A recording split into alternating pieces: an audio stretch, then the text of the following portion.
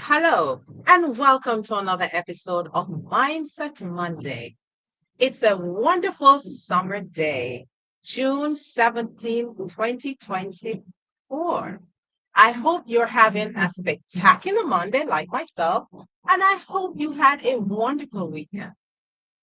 You know what? Last week on the program, I was in New York City, and guess where I am? Can you guess? It may take a little lengthy time for you to guess where I am. I am in the beautiful state of Georgia, Conyers to be exact. And I am happy that you're joining us on Mindset Monday. This month's episode, we are looking at where are you? It's June, half the year, and we want to just go back and review where we are. Review, have we accomplished what we needed to? Are we up to where we said we were? Or have we veered off?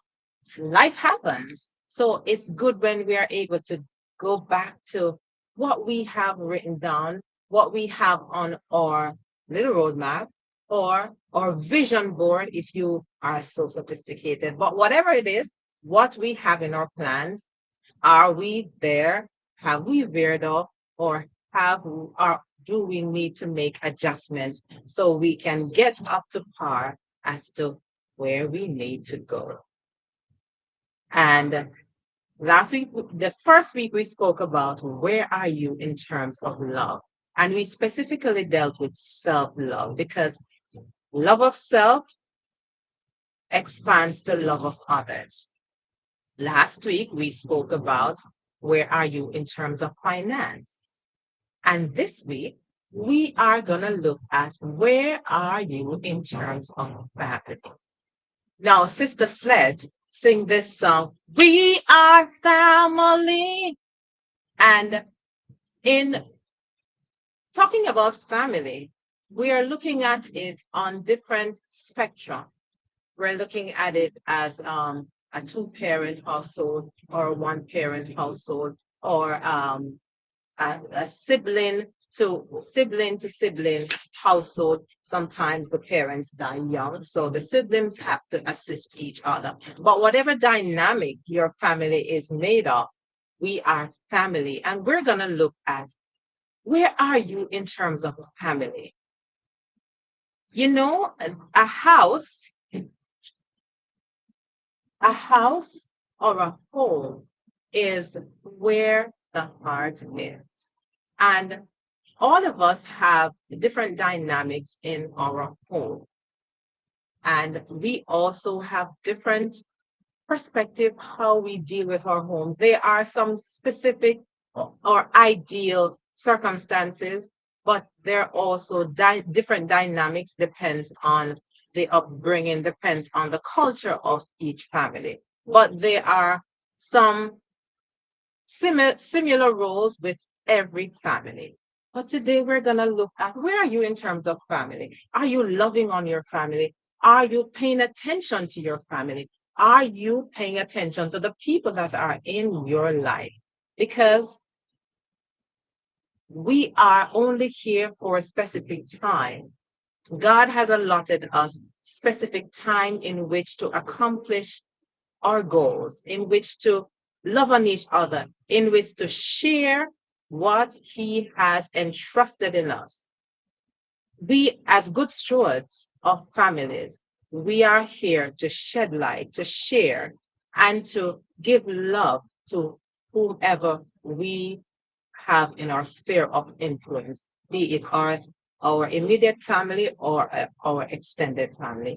And this week, we have two special guests. They were here with us last week, and they're here to share with us in just a lively discussion as you are our viewers share also. We have Serenia Granville and Jennifer Cantor.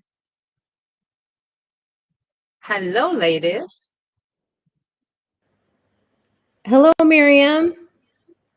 good to have you today again, this beautiful, sunny summer Monday. It is How a are you? beautiful day. It's a beautiful day in California. It's sunny. The winds, the nice breeze. It's not hot. I'm in Central California where we see it in the triple digits. So I'm glad to say the windows are open. The AC doesn't have to be on today, and it's a beautiful day. Thank you for having me. Wonderful. I'm happy you're here. And Serenia, how are you? Awesome. Thank you so much for having me. And I will share the same sentiment. The weather here is amazing in Connecticut. Awesome, awesome. So we are in different places. You see how technology can just connect us. We are family on here right now, sharing our different views from different parts of US of A. And we can just love on each other. So it's such a wonderful time just to have you ladies again. Last week, we were getting so much comments about what was shared and how you impacted everyone who saw the episode. And thank you again for joining us. And today we are going to look at where are you in terms of family. I started with the line of a song from Sister Sledge. We are family, and in a nutshell, you doesn't necessarily have to use the dictionary definition, but what does family mean to you, Jen? What is family?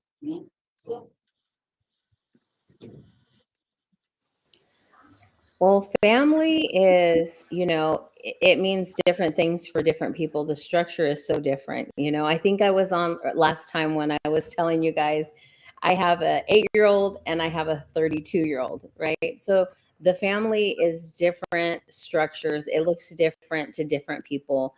But where there's love, there's family, and really, I think a lot has to do with the mother and the father, and the dynamics are, I don't even want to say nowadays, sometimes it's not the mother and the father. Your dynamics is so different, but I'll say those role models, right?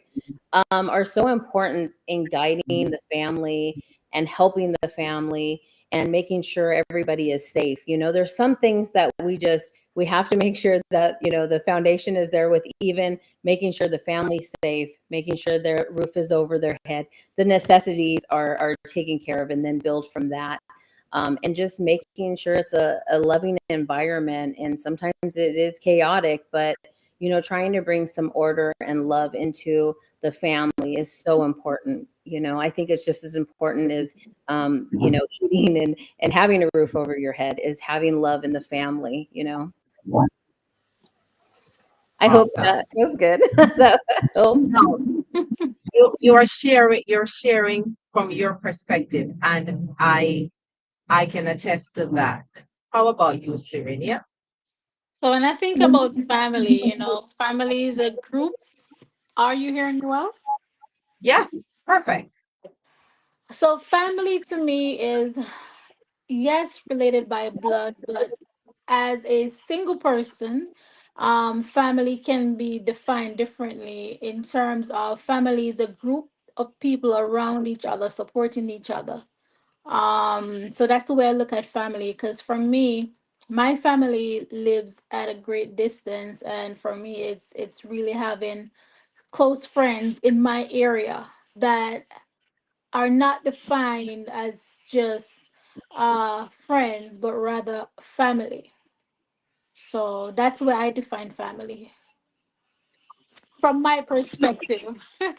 wonderful. So you see the different dynamics of family, and rightly so, because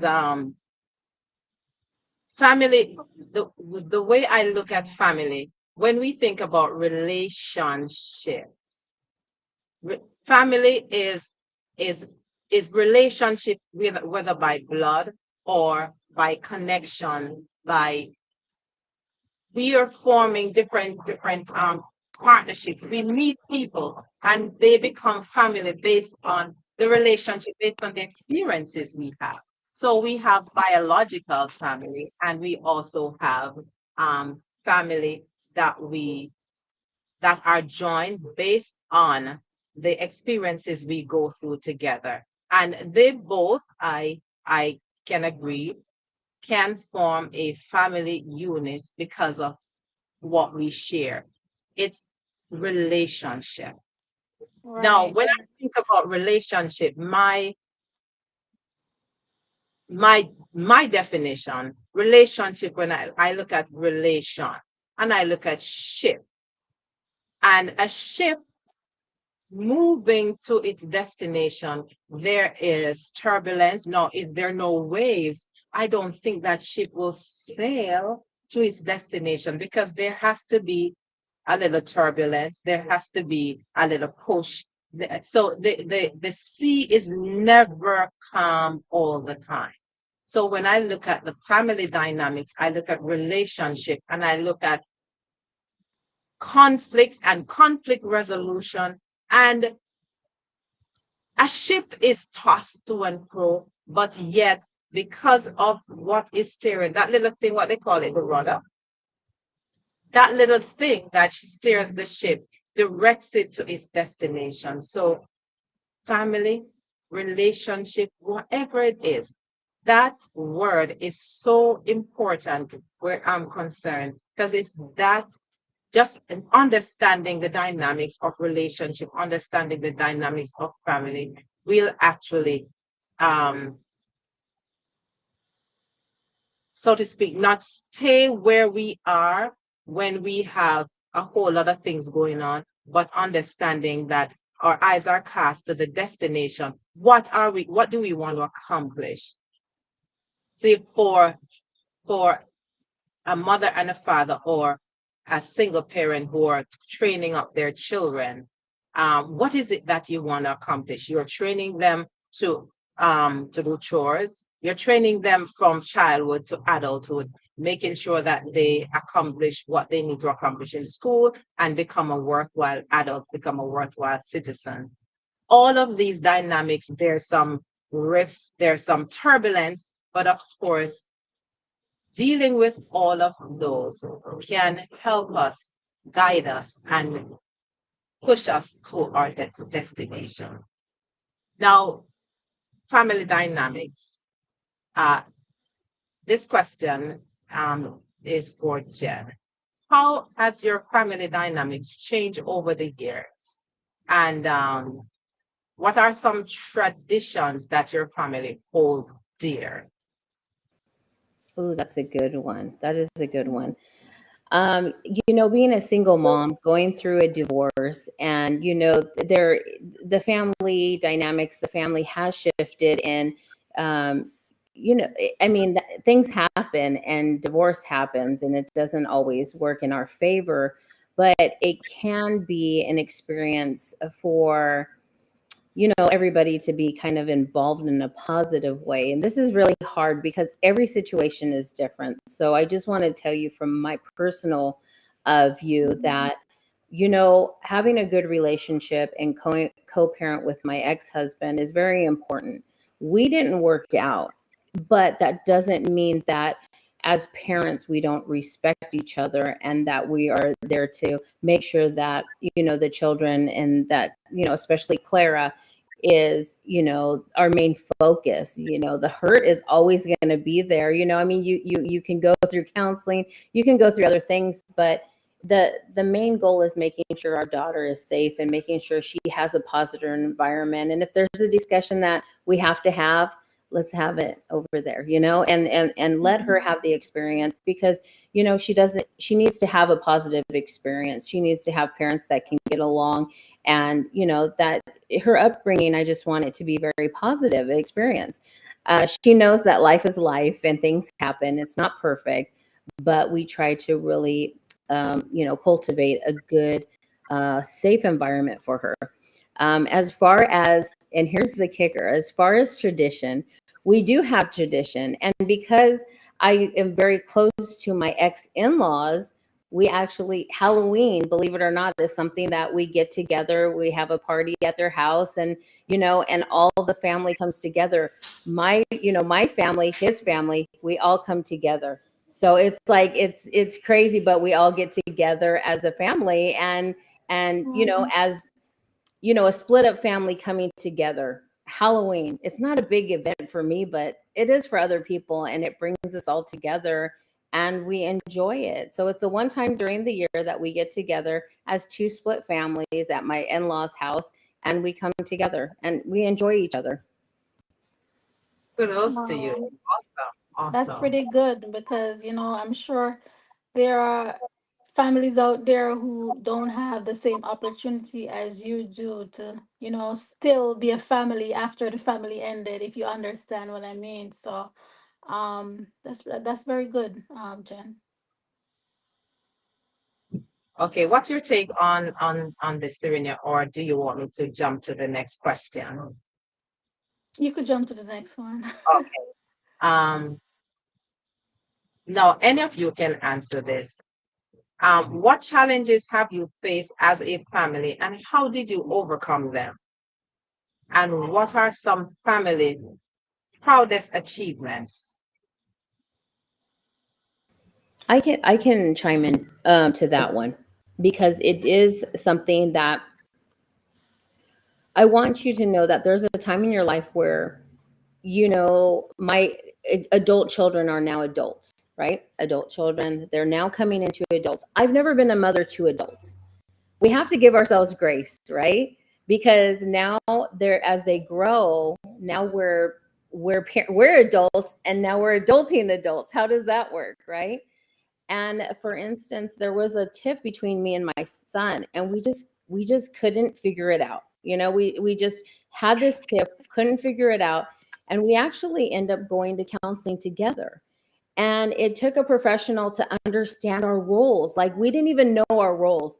I didn't know how to be a mother to an adult, and my son didn't know how to let me be a mother to him, because he had gone to the Navy, he had seen the world. He was a strong man, but at the same time, he needs his mom. So how did I show up as a mother, and how does he show up as a son, right? So I mean, I think there's a time where you have to look at the situation and say, we should go to a counselor, maybe we should seek some professional advice, and get to know what's going on, because of course I only see things my way, he only sees his things his way. And what it came down to is, I have a community of friends that I share the things that I'm going through, and it's not necessarily my kids' business of personal things that I go through. They have their friends that they share that with, and that is fine. And I have some things that my kids, I don't necessarily need them in every, as they're adults, every aspect of my life. There's things that I want to work on in my own, and I don't feel like that's my adult children's business. And we had to come like that, and we had to have a counselor. I absolutely adored that told us, like, these are your roles. This is, she has to have a community that she confides in, and that's not always her children. And, so we were understanding what our place was as we got older. I don't think that there's a book out. I mean, I know there's books out there, but I don't think there's a guideline, or a book that tells us how to become parents and how to grow with our kids, because we are growing as parents too. We are really growing as parents, and they're growing as individuals. So it's really coming to them and understanding how that happens. There was a two-part question. I know I answered one part. What was the second part of that question, Miriam? I'm sorry. What are some of your family's proudest achievements, which you alluded to when you talk about one of your proudest achievement is getting to a counselor, understanding your role as a mother and also your role um, leading an adult child. Of Yes. course, because as a parent, you will always be a parent, but you were aware, or you were responsible enough to try to get to the bottom of the rift, the conflict between you and your son, in getting professional help. And that's a good thing. Viewers out there, sometimes we have challenges in our family, and we think we can fix it, or the words that we lash out at each other, and we use trigger words and cause a family rift, cause conflicts. And sometimes those conflicts can be resolved amicably, but because we do not have the right teaching, the right knowledge. We tend to do it ourselves when we are learned in accounting or in astronomy or something else, but we are not learned in the dynamics of human relationship. And so our mindset, we trigger and we cause conflict. So good that you're able to identify that and lead in that regard, getting counseling. And last week you alluded to assisting your son in setting up his life insurance and all of that. And that's very commendable. I want to jump back to the the question or the discussion that we had prior to the question I asked. I just wanted to ask Serenia this one thing. How does now that you are single and you build relationship, you have family with the experiences, the people that you have closest to you. How is that working for you? And what sort of help can you give to others who do not have family close by and trying to build relationship with others that are near to them? Can you repeat that question, please? Some of the How things. in your experience where you are, where family is, because your family is far away and you are building relationship with people who are close to you, how would you help others who are somewhat in the same spot, being single and not having their family close by and sort of edgy as to how to build relationship? How would you help them to chart that course? I think one of the ways in which that they could try to build a relationship with families being at a distance is to find groups of similar experiences. It could be group of divorced women, divorced men who come together to support each other.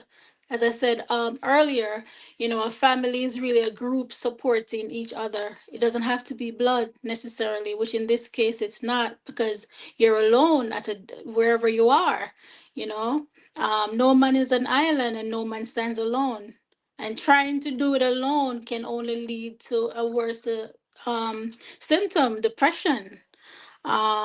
Even though you might be in the first stage of depression, this will be this will provide a support for you.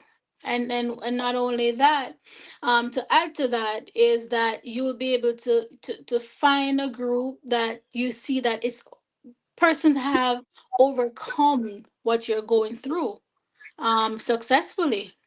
Well, let's say painfully successfully, because while you're going through, it's painful, but you're able to see. How many of us have done things, or for me, I remember doing my lawn, wanting to do my lawn and being a little bit ashamed because I'm a single woman. And I saw a young lady doing her lawn and I was empowered. So we get empowered through community. So I would say to try to get in some form of group. We have Facebook groups, community groups of persons who are going through a divorce or have been through a divorce and are single. So that's the way I would encourage the audience to approach the problem. So you see, whichever strata of or whatever dynamics you have, there is help. As Serena talked about, if you're single, you can have different groups that can support you, and you can live your life and live your life with purpose because you have people of like-minded situation. You go places, you see things, and you are supported. So Mhm. as we know, no man is an island, so there is support everywhere. And as she alluded to,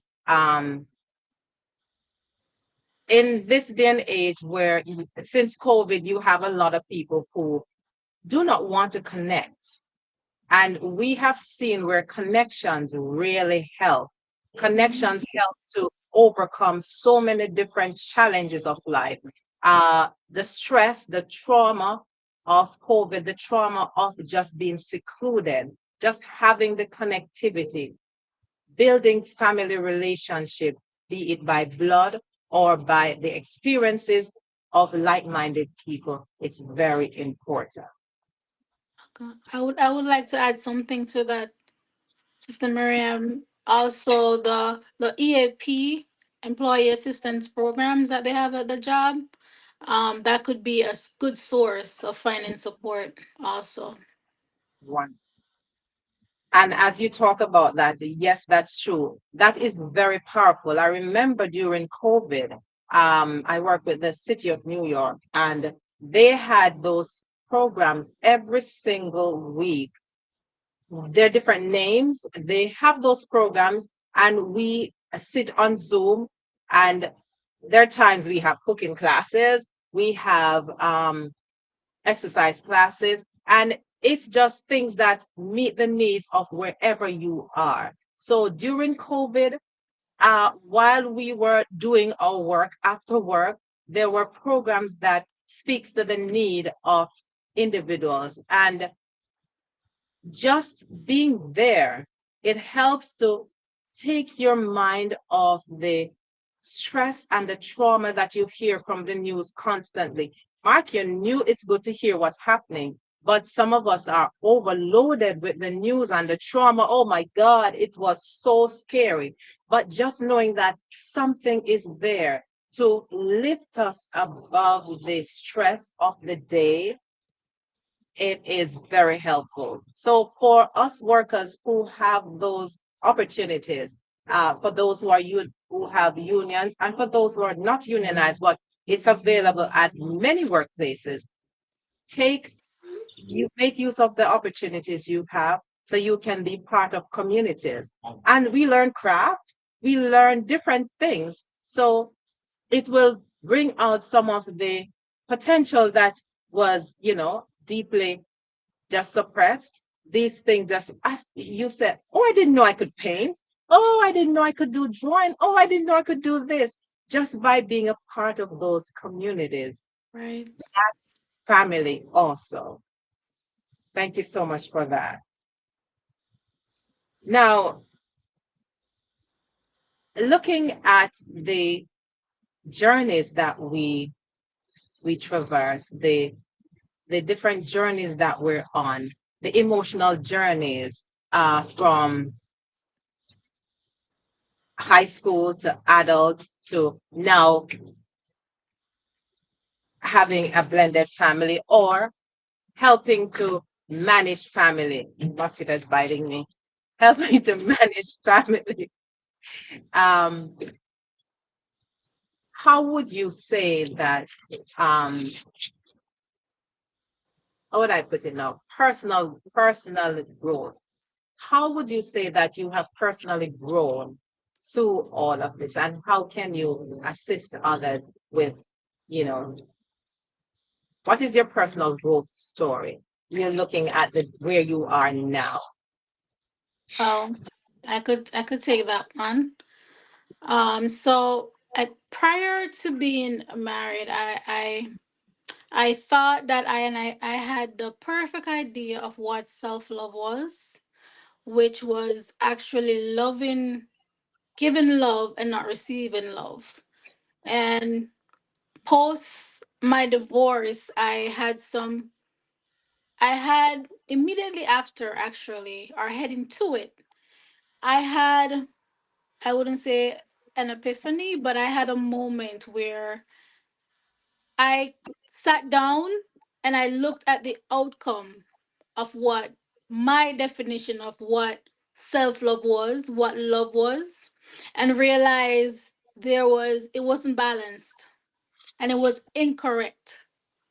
And I had taken on someone, the perfect someone for who I was back then and how I defined love back then.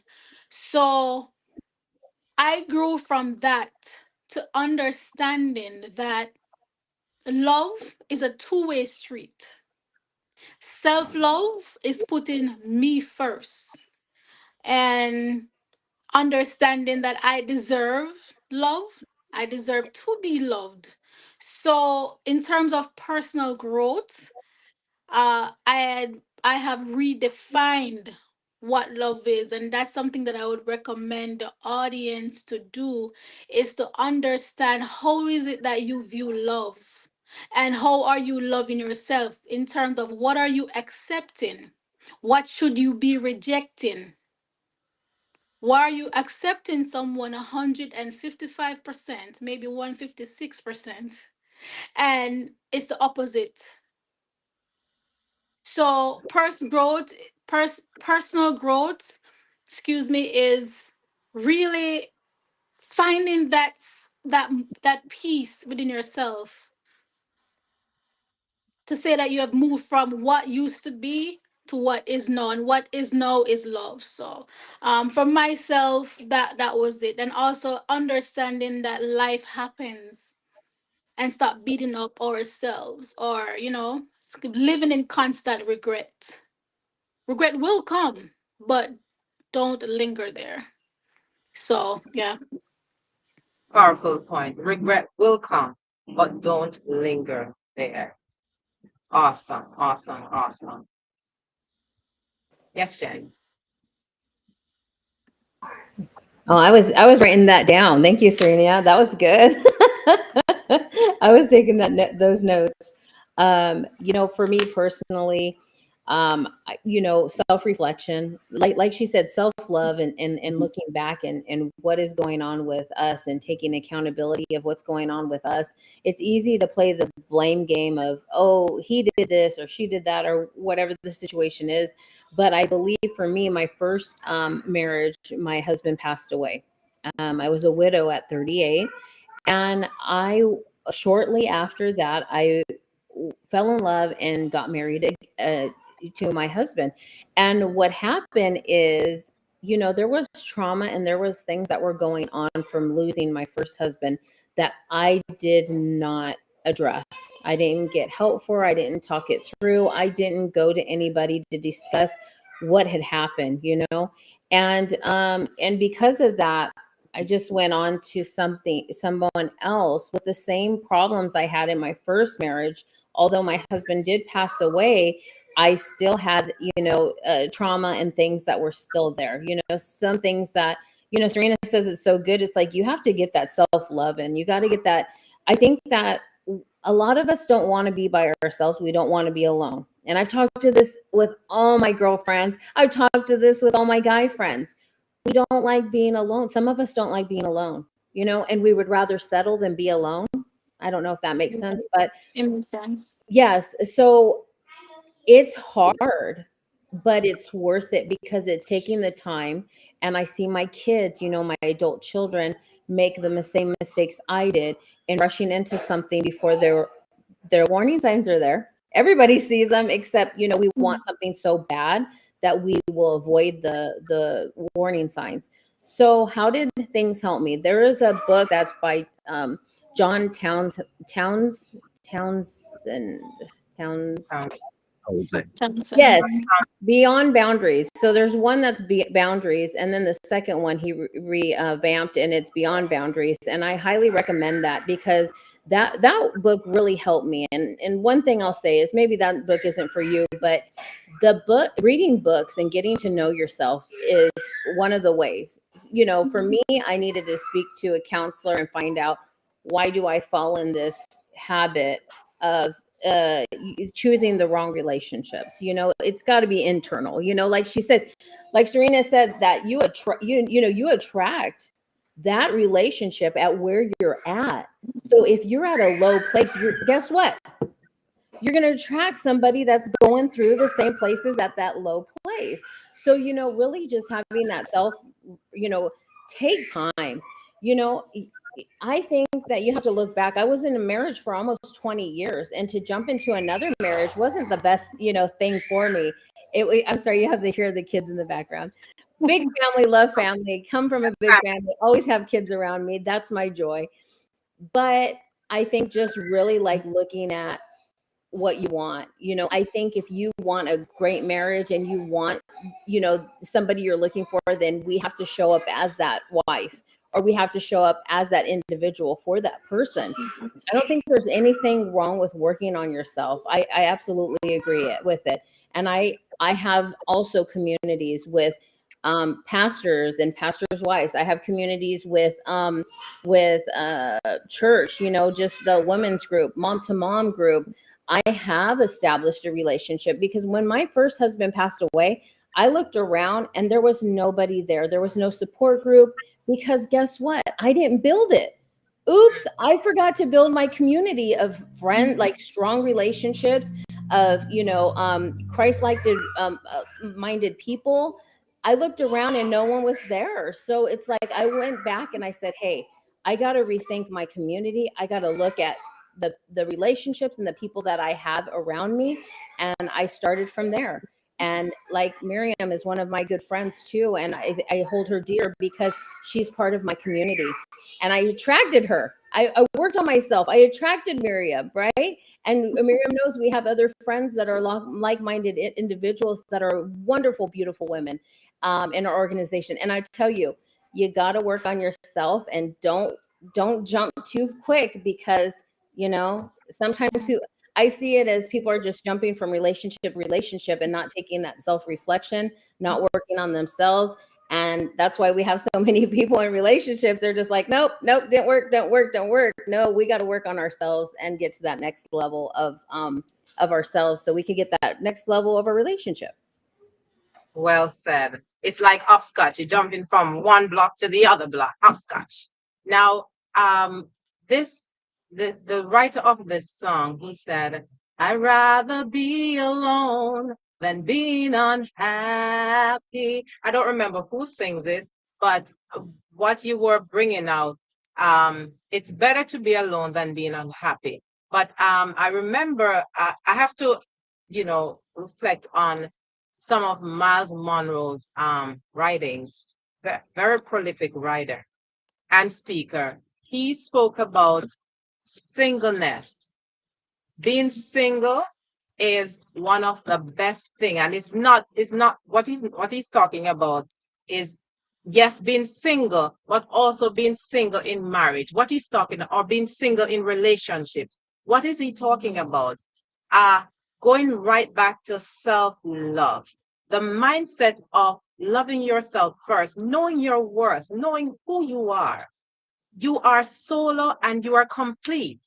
So when we enter into relationships, be it intimate with a man and a woman, or be it forming relationship with sisterhood or brotherhood, if we go into relationships based on the traumas of our childhood, oh, they didn't like me, or you're no good, and you latch yourself onto others, not having your own identity.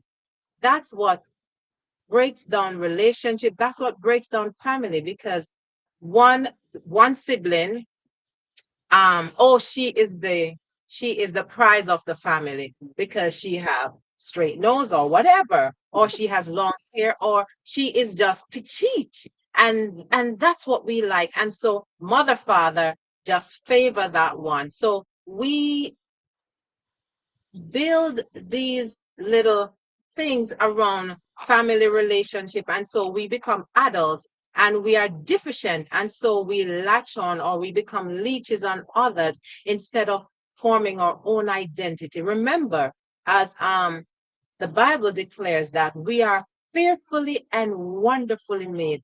I always have to go back to the Bible because as a Christian, that's my roadmap.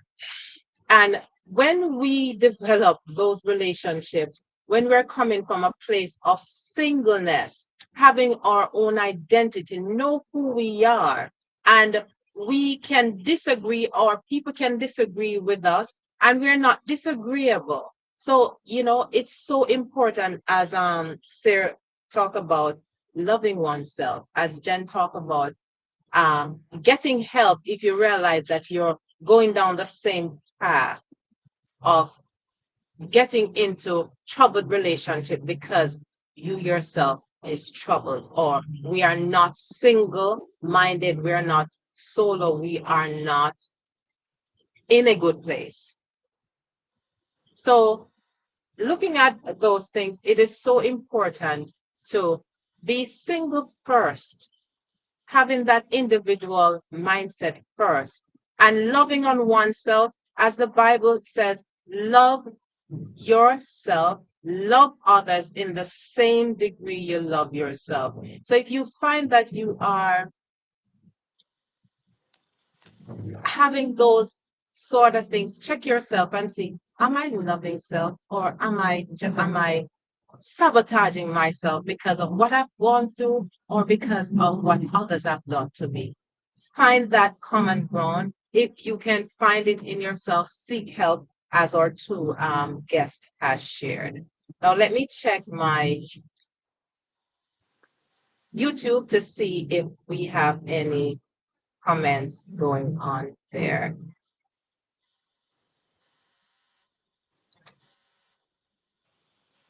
Okay, where is it now? Come on, I can't find it. Okay, no, I can't read. That's too funny. I'm nearsighted, so I can't see that far. So I'm just looking at the smallest screen. In the meantime, let me see what questions are there or comments. There you go.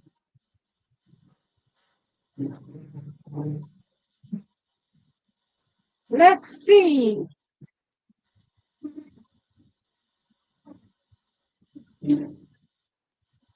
Nancy said, hello, Queen.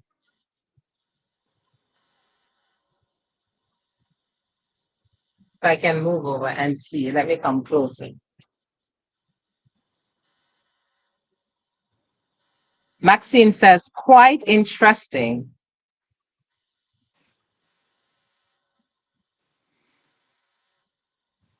Quite interesting. We are in a global world, and we can reach out to blood families, extended families virtually. Also, sometimes we have persons who are not blood and they are even closer. Rightly said, Maxine. Anne Marie says, these lovely queens have some really powerful points. Them strong, bad. Um, Dr. Lauren Bartley says, absolutely. Know your worth. Veronica says we have to build relationship in all our families, church, school, workplace, but the strongest one should be between parents to children and sibling to sibling. Rightly said. So all of those comments are expressing what we're sharing, and they are absorbing what is being said by us ladies. And thank you so much for your contribution, YouTube viewers. Now, support system. We spoke about this before, but if you wanna just maybe expand, in what ways does your family act as a support system for you? And can you give an example of a time when your family had a significant positive impact on your life? All right, so I'll take it. Okay. So I remember the latter question, a point in time where a family member had a significant impact throughout the divorce proceedings. I remember one day, and viewers, sometimes they're going to get there, where I just didn't feel like getting up. It was a beautiful day outside, and all I wanted to do was pull the curtains and just lay down. In my mind, I was not depressed, I was fine. I just wanted to lay down. And I remember I was speaking to my sister at the time, my eldest sister, and I was saying to her that all I want to do is just lay down, close the curtain, and I'm fine. And in a soft voice, she said to me, Sister, That's the beginning of depression. She said, "Don't do it." She said, "Open the curtains, open the windows, and take a walk outside." So in that moment, I realized the paths I was going down. So it goes back to community. It's very important for us to have community. And someone in the comment mentioned that, with technology, it's just a phone call away for family. And that was one of those moments. So we're going to have those moments, or we've had those moments. And this is the reason why community is very important. And someone said earlier, I think it was Sister Miriam, that one of the strongest bond you could build is between siblings. And that bond really was one of my key support system throughout that season of my life. Yeah. Awesome. Awesome.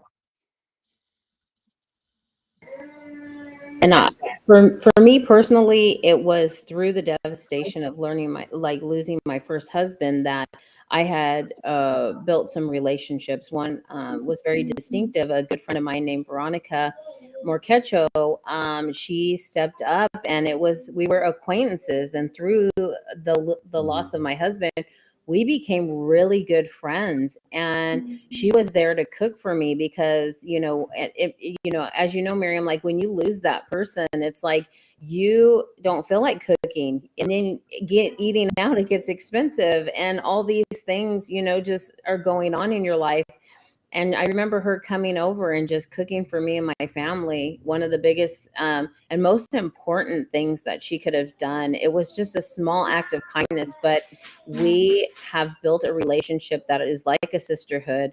You got the chance to meet Miriam. You got the chance to meet Veronica, so you know exactly what I'm talking about. Just a really great person to have in your corner. And she's like, sometimes she's the alpha male. She's very dominant sometimes, and sometimes that's where I need my girlfriend to lead me, and she's the one with the backbone and everything like that. And I'm like, okay, I go along with everything, and she's the one that will course correct, or she brings her like what she sees, basically, her vision of like, Jen, this is what I see. And then I say, thank you for your input. I can see that too. So through the loss, I gained a lot of, like I said before, getting that community of women. My mother was another one that was really with the loss of a husband, with the divorce, adult children, everything I went through. My mom is not perfect, but she was always there for me, whether it was financially, whether it was, picking up kids, whether it was through anything I was going through. My mother is someone to this day I can call. She hears me tear up, and it's, what do you need? I will do anything for you. And that's my mom. You're not perfect, but always there for me. Awesome. Awesome.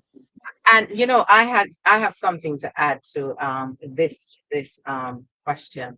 Uh, as you all know, that my husband passed away in December, and I must tell you, I have, as Hebrew said, a great cloud of witnesses as family.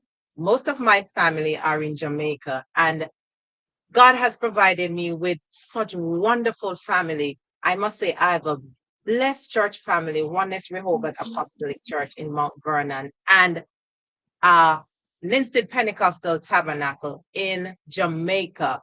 And I'm telling you, God has just blessed me in such a way.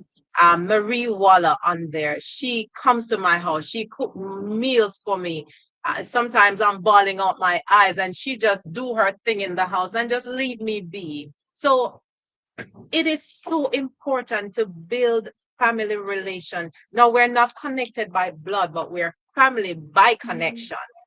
And it was so profound. You have Marie, you have Princess Jamelia, her daughter, you have Sadie Mighty, you have Tensi Ramsey, you have Dr. Lauren Bartley, you have Daphne Drummond, you have Maxine from Jamaica. It's so much. I remember my pastor, Bishop Otter, traveling from Jamaica, coming to the funeral. I have a big host of unpassivarians family. It's God has just dropped me in the middle of the ocean of people who just, when the waves just come in and just, you see that the wave of people that just was just there supportive. And right now, I have my sister Veronica, and I'm actually at my sister Beverly's house in Conyers, Georgia. My sister Veronica is here with me since April, and she had just loved on me. I bawl sometimes.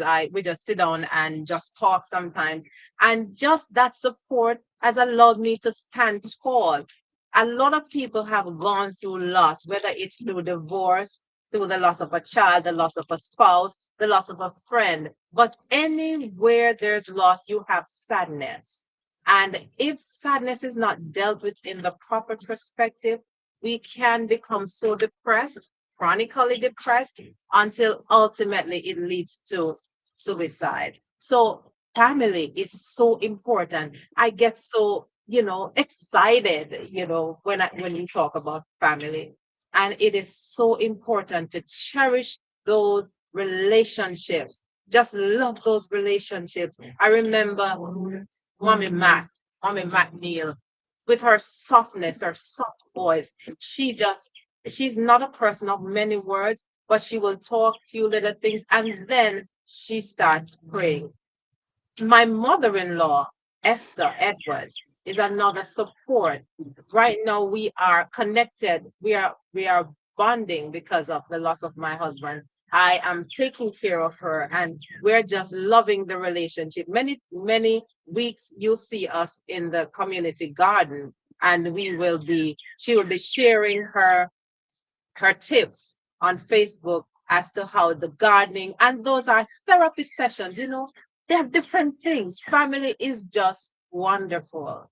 And I'm so excited that you guys are here sharing with us and the community we have with my viewers just chiming in. I thank you for your support and thank you for just sharing this whole family. We are family. As Sister Sledge said, we are family. Let me see what else I have on here. I just wanted to Maxine, add something if I could, Miriam, if it's okay. While you're looking at the chat, you said something that was so true. Is like during COVID, everything was closed, and I'm big on we get stuck on staying inside. We get stuck on our phones, and and that leads to depression in itself. But getting out there, and especially if you're a social butterfly, I got stuck in the house and I actually enjoyed it. I wanted to be stuck in the house, but that's not good for you either. And recently have been more, going out more and cultivating even more relationships. During the summer, we're doing play dates with my 8-year-old and all of her friends. And I'm getting out of my comfort zone and I'm the one that's extending it too. I've also thought of having a children's entrepreneur it's a children's entrepreneurship at my house where I will host it and the kids can come with everything that they built or want to sell. And we invite everybody to the house and they can walk through and buy from the children. That's one thing that I'm thinking. That in itself is just getting out of your comfort zone and building those. And COVID was a big thing, getting in our phones and focusing too much on our phones. That is not that's not socializing, even though it's called social media, right? The other thing is, Serenia, I really want to say that when you were talking about going out there and doing your lawn, I was laughing because that was me the other day.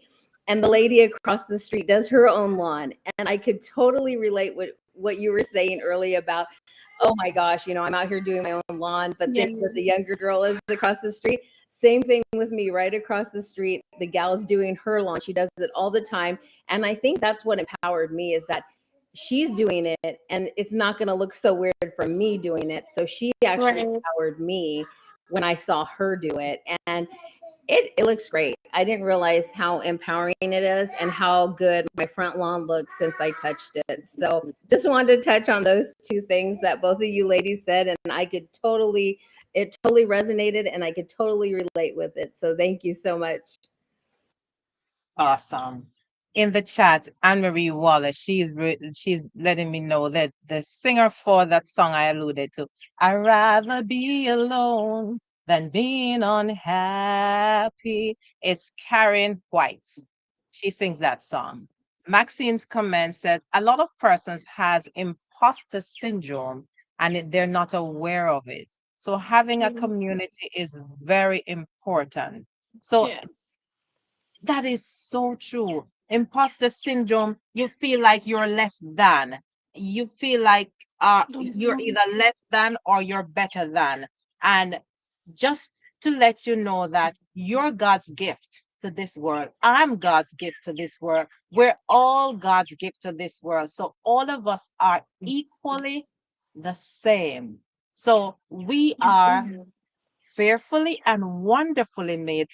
I know when the psalmist said that, he didn't say it nonchalantly. I think he said it with an attitude. I am fearfully and wonderfully made. So if we can just see ourselves as God's design, I am God's gift to the world. So let's use our gift. And having a gift is like you are be the good steward of what you're given because this body is not our own. So just as how we're sharing our uniqueness, we're sharing our perfect imperfection, which is our uniqueness, which is our superpower.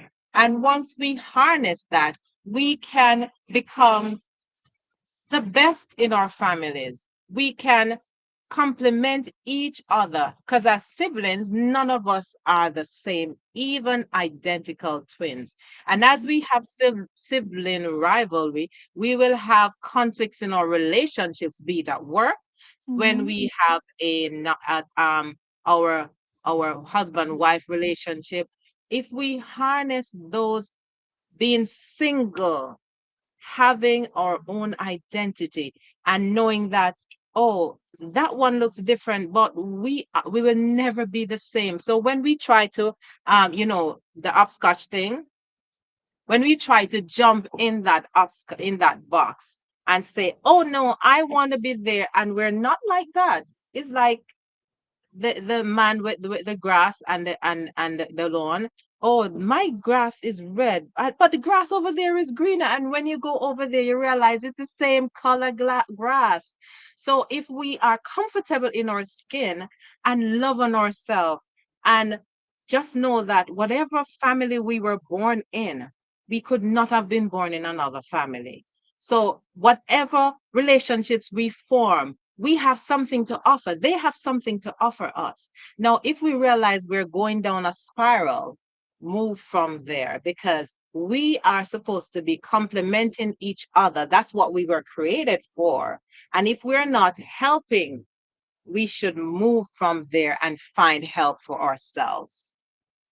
Shane Foster says, same but different circumstances.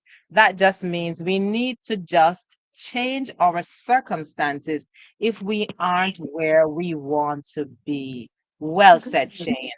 Well said. Maxine said, seek a friend before you need a friend, whether blood or family or community. Wonderful. And as we are going down to the wire of the hour, I just want each of you to just share with me your in a summary what you want to wrap up. Well, my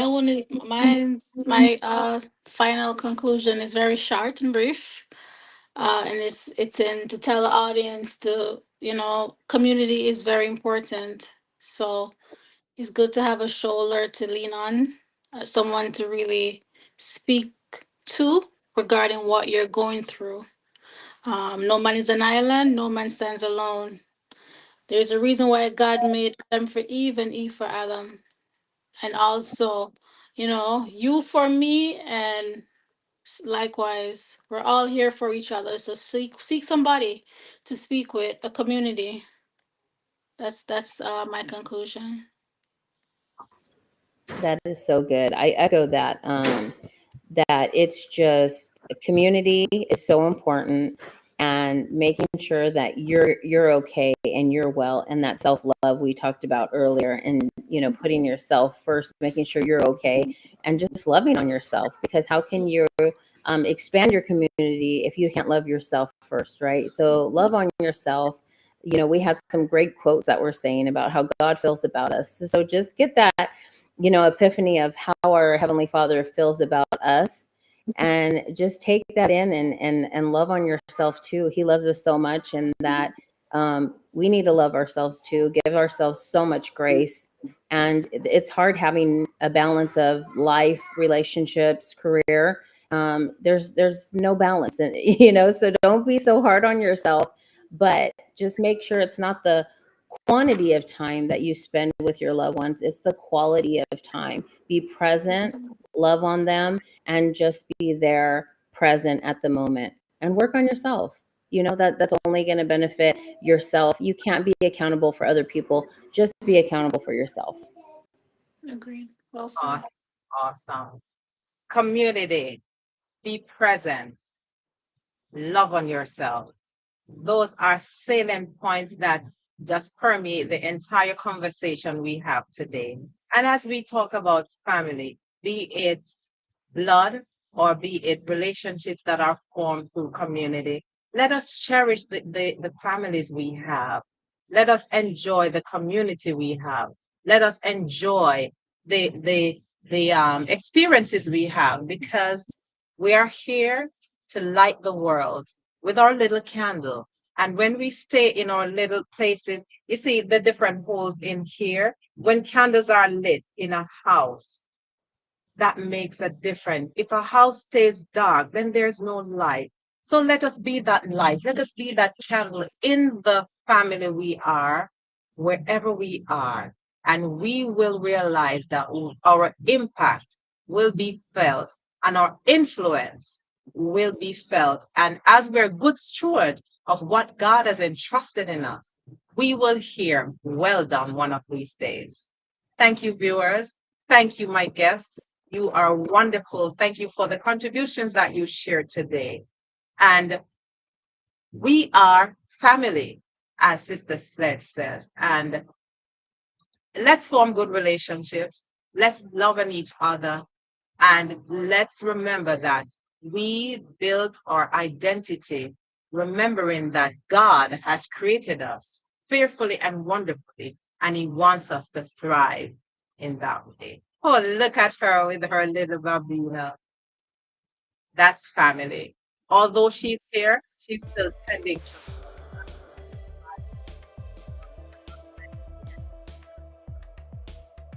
you, Serenia.